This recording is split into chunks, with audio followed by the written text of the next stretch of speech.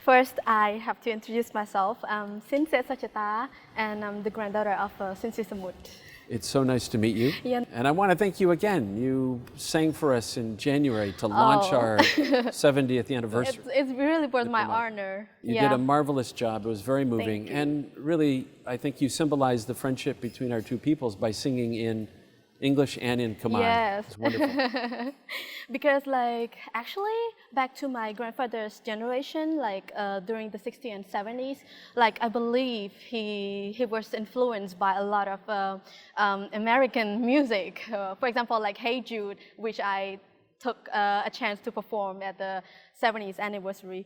You know what, I never thought that back then, the music industry between Cambodia and American was it was really fabulous like that. You know what, I look back at the music at my grandfather's generation and I feel like, whoa, this is amazing. You know, Cambodian music industry nowadays developed to go back to that kind of way, you know, the people stay connected to each other, sharing and exchange experiences.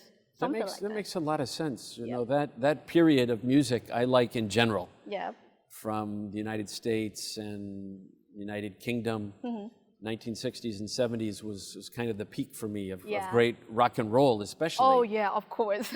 And when I listen to the Cambodian music of that era, I see the influences, but I also see great interpretation with Khmer characteristics. And that's why I'm a big fan of it as well.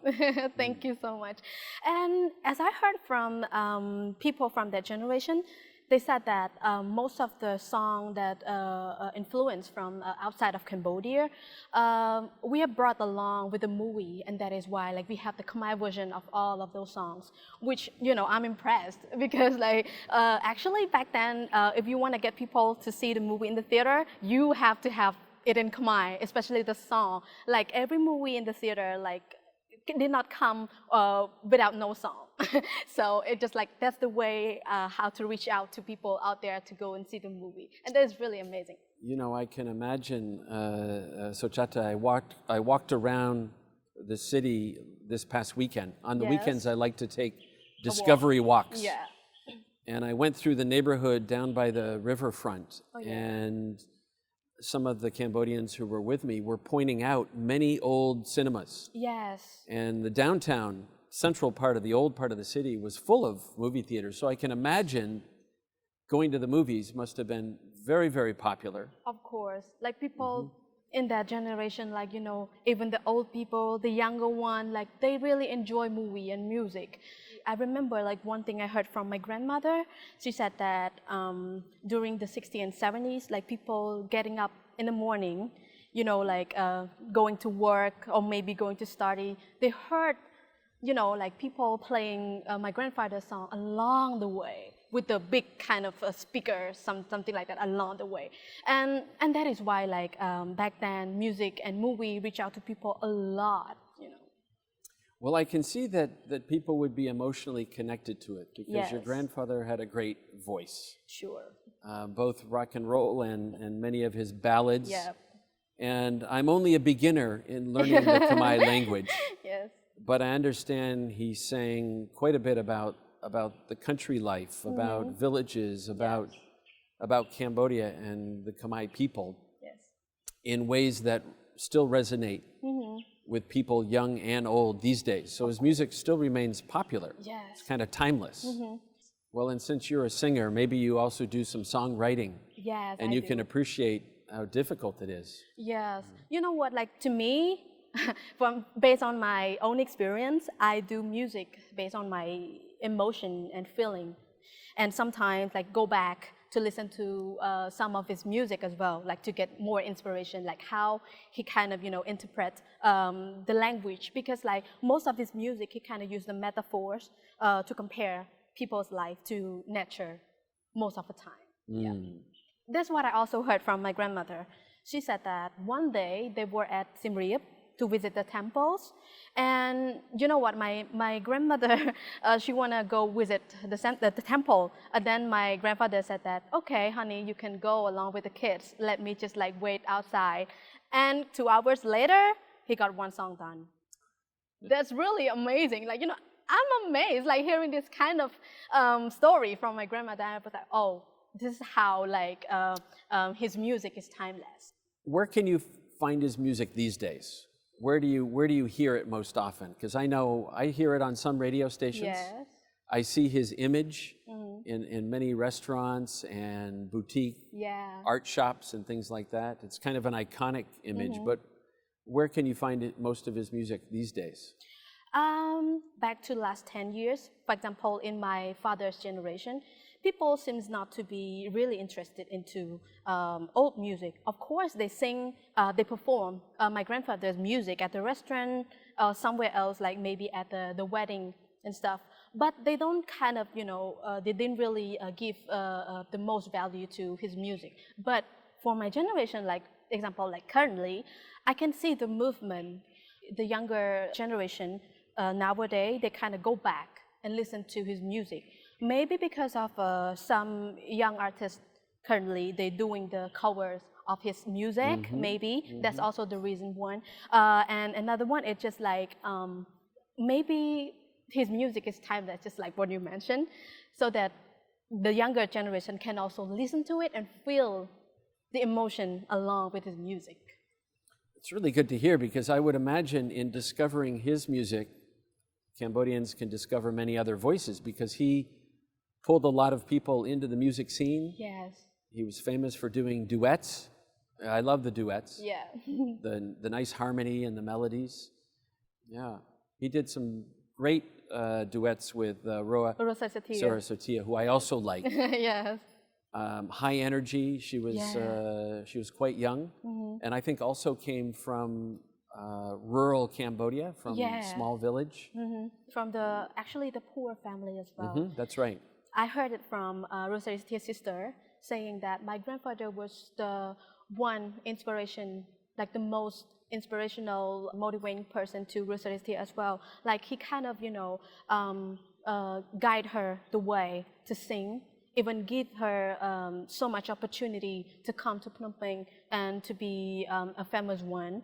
But it's just like the relationship between both of them, it's just like brother and sister, like from other family. But it's really touching when I heard of that, because Rosari's actually, she's been through a lot in her life, and my grandfather was the one who always, like, on her side, saying good things to her, giving her advices, and of course bringing her to be the one who she's supposed to be. Now, if I'm not mistaken, your grandfather was originally from Stung Treng. Yes. And Roa Sarasatia was from Battambang. Now, I don't want to cause any controversy, but I've had many Cambodians tell me that Battambang is the source of some of the best music in Cambodia, maybe even some of the best food. Yes. I agree. What do you think as a Cambodian? Is Battambang the place to find a good combination of food and music? Of course. You know what, like back to last year, it was my very first time visiting Battambang in my whole life. I went there for one project, and my first impression was like, whoa, this is amazing. Battambang is amazing. First, Battambang people, they're so friendly. You can see the smile on people's face. And of course, the food is really amazing. I love Battambang food. And of course, for music and artists, Battambang is just like a country full of arts, which I heard a lot from people, and I experienced myself in Battambang. Yes. Well, to be fair to the entire country, I've been to Battambang, had a great time, appreciated the people and the food, and soon I'll be making my first trip to Stung Treng, and I look forward to getting to that part of the country as well. We have many programs and activities there. Yes. And it's a part of the country not too many people have a chance to get to who come to visit Cambodia. So I'm really looking forward to that. I hope I can hear some good music when I'm there as well. Of course, like people still keep listening to my grandfather's song. And I went to Stung Treng a few months ago, and then people didn't recognize that I'm the granddaughter of Sisamuth. And then I went to the market with my grandmother, and then they asked like, oh, who is that girl? And then my grandmother said that, oh, she's my granddaughter. And can she sing? And then my grandmother was like, yeah, of course, and she's an artist. And you know what, I'm proud enough. Did they expect you to sing on the spot in the market? Of course, they really want me to do that. And they said, can you sing a line? And I said, of course, if you want to hear me, and then I do it for them. I'm going to ask you to sing a line in a few minutes. I'm going to give you a moment to think about it. Yeah. I have to share with you, before I came to Cambodia as the ambassador, Yes. I was doing my best to do a lot of reading about the country's history. And I was recommended to see a really interesting documentary about music here. Don't Think I've Forgotten. Oh, yes, Don't Think I've Forgotten. Cambodia's lost rock and roll. And of course, your grandfather figures very prominently in that documentary. And it's a bit of a bittersweet movie, of course, because we all know that Cambodia lost many artists, including your grandfather, and went through a period of no music and not a lot of joy. But this documentary for me was a great discovery. Do many Cambodians know about this documentary? Have they had a chance to see it? Not most of Cambodian people have a chance to see that movie because, like, you know, it's not really like showing in public. Actually, it's just like according to any events that they organize. So, but I heard a lot from people that experienced seeing the movie. They said that they really, like, you know, get really touched because, like, it's not only talking about the music itself, but how people connected to music, connected to people themselves, or connected to somewhere else, some places by music. And that is why, like, people might want to see that movie and feel, you know, like how people connected to music and maybe the film itself. I thought it was a terrific documentary. I learned a lot from it. It really captured a flavor of a time and a place. For many, they thought was lost, but there's some great archival footage. Of course, the music, the soundtrack is amazing for that movie. It opened my ears to a lot of great Cambodian music, and it's also made me interested in modern Cambodian music. There are some great singers and groups that I've encountered since I've been here. They too, I think, have a growing energy. Some of them are very creative with their songwriting. And let me ask you a thought about music in Cambodia today, especially because you're a singer. I've heard from many artists that one challenge is protecting their art, their intellectual property. And, you know, if people are going to listen to music, in most places you pay a little bit of money.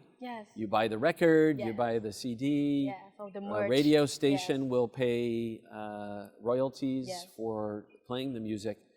That's a little bit of a challenge in Cambodia, isn't it, for artists to survive by through their art? Yeah, it's quite challenging, but hopefully, in my generation, you know, we are going to be the one who start the game. Yeah.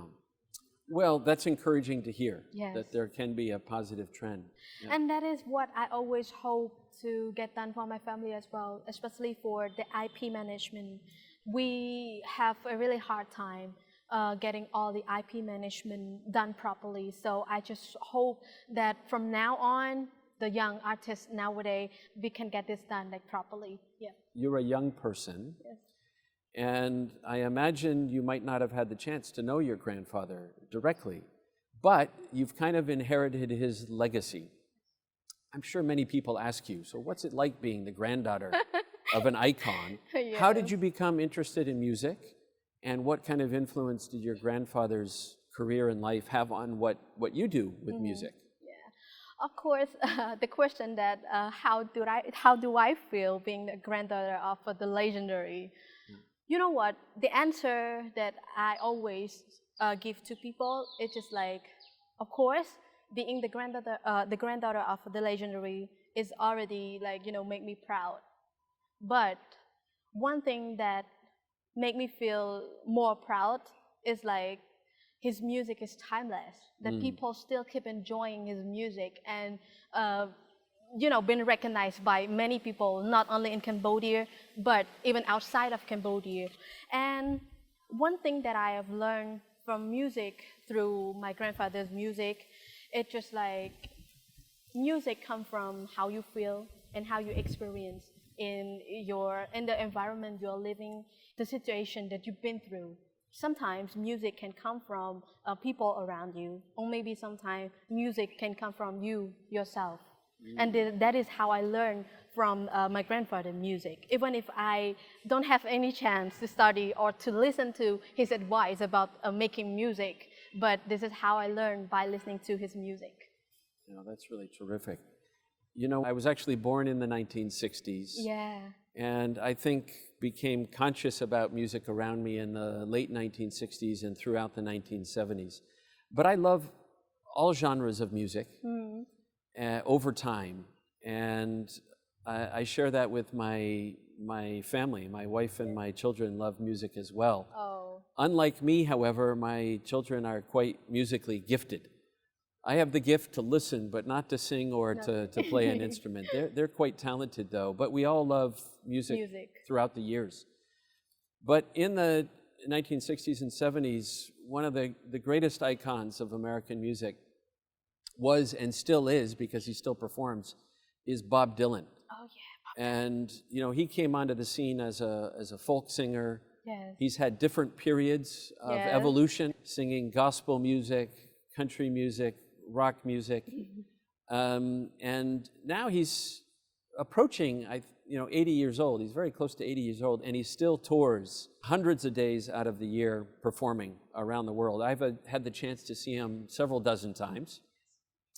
But what I like about him, many people find his singing not as mellifluous as other singers. He has kind of a rough edge to his voice.